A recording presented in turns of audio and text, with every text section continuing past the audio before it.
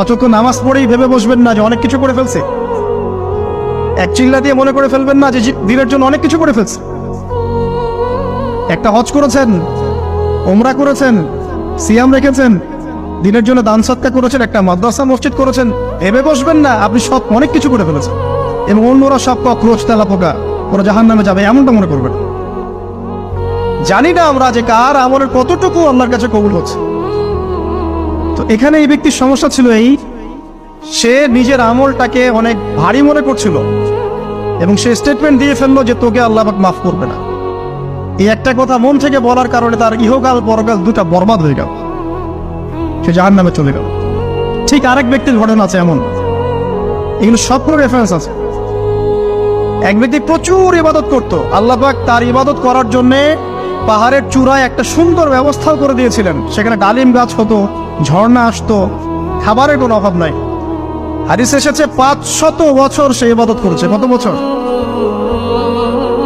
কিয়ামতের মাঠে এই ব্যক্তির অবস্থা এমন হবে, তাকে জান্নাতে প্রবেশ করানোর জন্য নিয়ে যেতে বলা হবে যাও আমার রহমতে জান্নাতে চলে যাও। আল্লাহ পাক তাকে এই কথাটা বলবেন, কিন্তু এই ব্যক্তি বলবে আমার আমলের কারণে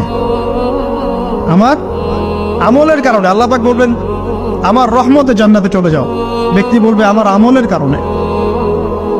আল্লাহ রাব্বুল আলামিন তখন তাকে দেওয়া সমস্ত নেয়ামত গুলোকে এক পাল্লায় করবেন আর তার সমস্ত আমলকে আরেক পাল্লায় করবেন।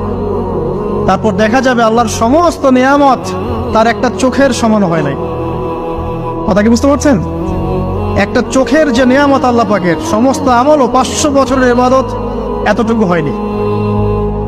তারপর তাকে বলা হবে ওকে জাহান্নামে নিয়ে যাও।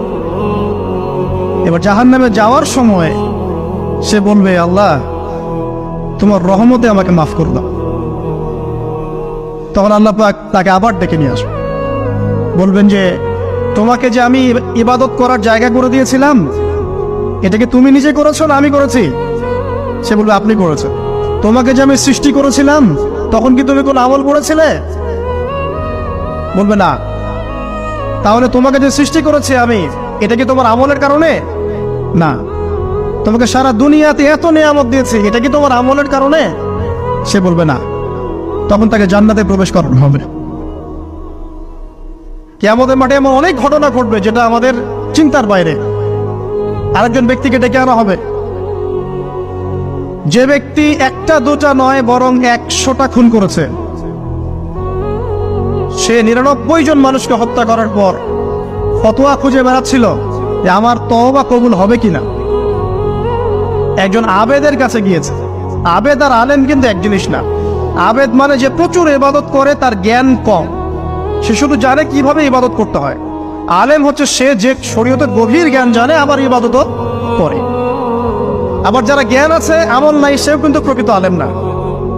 প্রচুর জ্ঞান আছে কিন্তু জ্ঞান অনুযায়ী আমল করে না, সেও কিন্তু প্রকৃত আলেম নন। এবার আসেন, তো এই আবেদের কাছে গিয়ে